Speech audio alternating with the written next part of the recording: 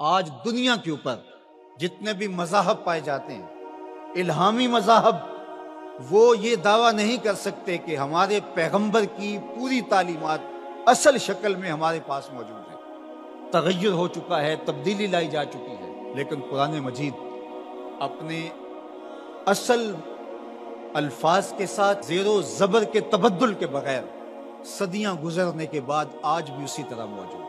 تو ان روشنیوں کے ہوتے ہوئے، ان اجالوں کے ہوتے ہوئے اگر ہم اندھیروں میں رہیں تو پھر ہمیں ان حالتوں کے اندر ڈال دیا جائے گا آج جس حالت کے اندر ہم موجود ہیں۔ اگر کسی کے پاس ہدایت کا نصاب موجود نہ ہو اور وہ بھٹک جائے تو اس کے بھٹکنے کا تو پھر بھی جواز ہوتا ہے کہ ان کے پاس کچھ تھا نہیں، ہادی نہیں تھا، راہبر نہیں تھا، اندھیرا تھا، چراغاں نہیں تھا، تو بھٹک گئے۔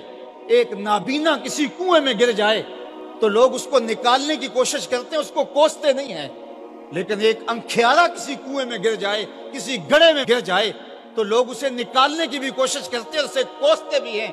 تیری آنکھیں نہیں تھی، تجھے اللہ نے چراغاں نہیں دیا تھا، تو پھر بھی گرا ہے۔ یار اگر کوئی اور گمراہ ہو جاتا ہے، اندھیروں میں بھٹک جاتا ہے، تو اس کی بات نہیں ہے حضور کا غلام اور اندھیروں میں چلا جائے، اس لیے کہ تمہارے پاس قرآن موجود ہے، تمہارے پاس ہدایت کا چراغاں موجود ہے۔ اس کتاب کے ہوتے ہوئے تم کس طرح اندھیرے میں ڈوب سکتے ہو، کس طرح ظلمتوں کے سوداگر بن سکتے ہو، کس طرح تم فرقہ فرقہ ہو سکتے ہو، کس طرح تم تشدد اور تفریق کا شکار ہو سکتے ہو، کس طرح تم گروہ بندی کا شکار ہو سکتے ہو جب تمہارے پاس اللہ کی کتاب موجود ہے۔ اس کتاب سے جڑنے والے ہدایت کی راہوں کے مسافر ہوتے ہیں۔ اقبال نے جب شکوے کی زبان کھولی تو لہجہ بہت تلخ ہو گیا۔ اقبال پھوٹ پھوٹ کے رو رہا ہے، اپنے رب سے شکایت کر رہا ہے۔ صفائے دہر سے باطل کو مٹایا ہم نے، نوع انسانی کو غلامی سے چھڑایا ہم نے، تیرے کعبے کو جبینوں سے بسایا ہم نے، تیرے قرآن کو سینوں سے لگایا ہم نے، پھر بھی ہم سے گلا ہے کہ وفادار نہیں، ہم وفادار نہیں، تو بھی تو دلدار نہیں۔ کہا کہ مالک ہم نے کیا کیا نہیں کیا، جنگوں کی مصیبتیں سہی، تکلیفوں سے گزرے، اذیتیں سہی، تیرے نام پہ تلوار اٹھائی، جنگ و جدل کے بازار گرم ہوئے، ہم نے جگر پارے دیے شہادت کے لیے، لیکن آج وہی امت در در رسوا ہو رہی ہے، اسی امت کو کاٹا جا رہا ہے، اسی امت کے بچے ذبح کیے جا رہے ہیں، آج گلی گلی کشکول لیے ہم گھوم رہے ہیں، مالک ہمارے ساتھ یہ کیا ہو گیا؟ تو جواب آیا تو سارا نشہ اتر گیا۔ جواب انہی لفظوں میں صرف صیغہ بدلتا ہے۔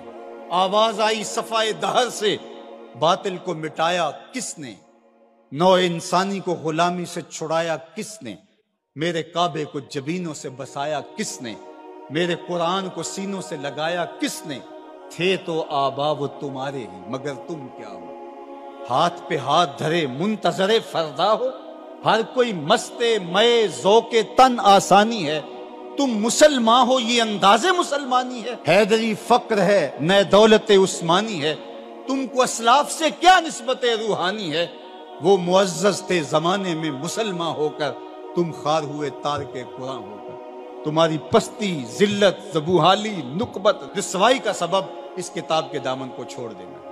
اتنی روشنیوں کے ہوتے ہوئے، اتنے اجالوں کے ہوتے ہوئے تم اگر در بدر بھٹک رہے ہو تو یہ تمہارا قصور ہے۔ یہ امت جن کو اللہ نے قرآن دیا اور محبوب علیہ السلام کی احادیث بھی ہمارے پاس حرف حرف پہنچی، لیکن پھر بھی اگر کوئی اندھیرے میں ڈوب جائے تو پھر یہ اس کا قصور ہے۔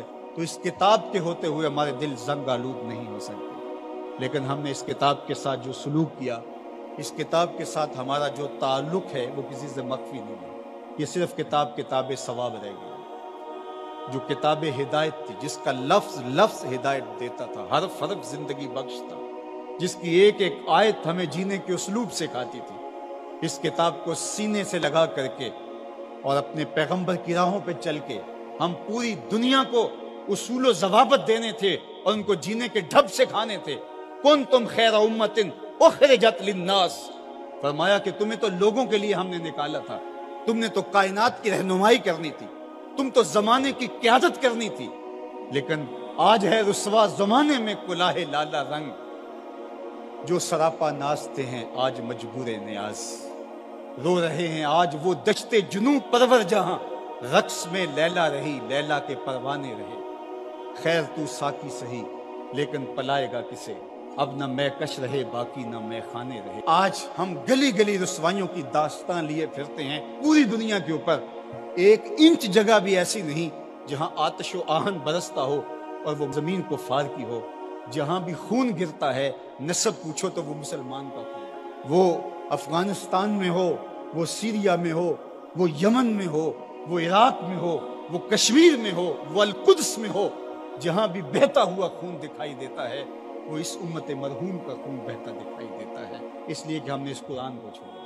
یہ ہمارے اعمال کی سزا ہے، بد اعمالیوں کی سزا ہے کہ آج دشمن کو ہمارے اوپر مسلط کر دیا گیا اور ہمیں رسوائی اور ذلت کے کار مذلت میں ڈال دیا گیا۔ لیکن افسوس یہ ہے کہ اس کے باوجود بھی ہم سنبھلنے کے لیے تیار نہیں ہیں۔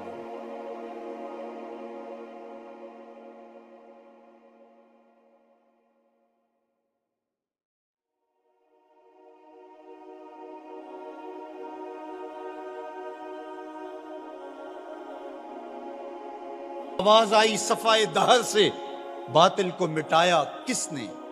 نو انسانی کو غلامی سے چھڑایا کس نے؟ میرے کعبے کو جبینوں سے بسایا کس نے؟ میرے قرآن کو سینوں سے لگایا کس نے؟ تھے تو آبا وہ تمہارے ہی، مگر تم کیا ہو؟ ہاتھ پہ ہاتھ دھرے منتظر فردا ہو، ہر کوئی مستے مئے ذوق تن آسانی ہے، تم مسلمان ہو یہ انداز مسلمانی ہے؟ حیدری فقر ہے نئے دولت عثمانی ہے، تم کو اسلاف سے کیا نسبت روحانی ہے؟ وہ معزز تھے زمانے میں مسلمان ہو کر، تم خار ہوئے تار کے قرآن ہو کر۔ تمہاری پستی، ذلت، زبوحالی، نکبت، رسوائی کا سبب اس کتاب کے دامن کو چھوڑ دینا ہے۔ اتنی روشنیوں کے ہوتے ہوئے، اتنے اجالوں کے ہوتے ہوئے تم اگر در بدر بھٹک رہے ہو تو یہ تمہارا قصور ہے۔ یہ امت جن کو اللہ نے قرآن دیا اور محبوب علیہ السلام کی احادیث بھی ہمارے پاس حرف حرف پہنچی، لیکن پھر بھی اگر کوئی اندھیرے میں ڈوب جائے تو پھر یہ اس کا قصور ہے۔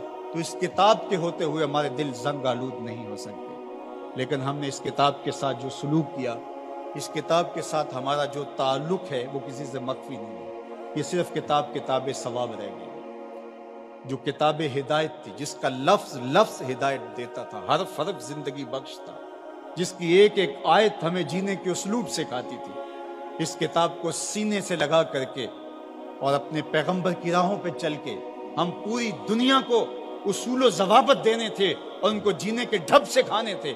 کنتم خیر امت اخرجت للناس، فرمایا کہ تمہیں تو لوگوں کے لیے ہم نے نکالا تھا، تم نے تو کائنات کی رہنمائی کرنی تھی، تم تو زمانے کی قیادت کرنی تھی، لیکن آج ہے رسوا زمانے میں کلاہ لالا رنگ، جو سراپا نازتے ہیں آج مجبور نیاز، رو رہے ہیں آج وہ دشتے جنوب پرور جہاں، رقص میں لیلا رہی لیلا کے پروانے رہے۔ خیر تو ساکی سہی لیکن پلائے گا کسے، اب نہ میں کش رہے باقی نہ میں خانے رہے۔ آج ہم گلی گلی رسوائیوں کی داستان لیے پھرتے ہیں پوری دنیا کے اوپر، ایک انچ جگہ بھی ایسی نہیں جہاں آتش و آہن برستا ہو اور وہ زمین کو فار کی ہو۔ جہاں بھی خون گرتا ہے نسب پوچھو تو وہ مسلمان کا خون ہو۔ وہ افغانستان میں ہو، وہ سیریا میں ہو، وہ یمن میں ہو، وہ عراق میں ہو، وہ کشمیر میں ہو، وہ القدس میں ہو، جہاں بھی بہتا ہوا خون دکھائی دیتا ہے وہ اس امت مرحوم کا خون بہتا دکھائی دیتا ہے۔ اس لیے کہ ہم نے اس قرآن کو چھوڑ دیا۔ یہ ہمارے اعمال کی سزا ہے، بد اعمالیوں کی سزا ہے کہ آج دشمن کو ہمارے اوپر مسلط کر دیا گیا اور ہمیں رسوائی اور ذلت کے کار مذلت میں ڈال دیا گیا۔ لیکن افسوس یہ ہے کہ اس کے باوجود بھی ہم سنبھلنے کے لیے تیار نہیں ہیں۔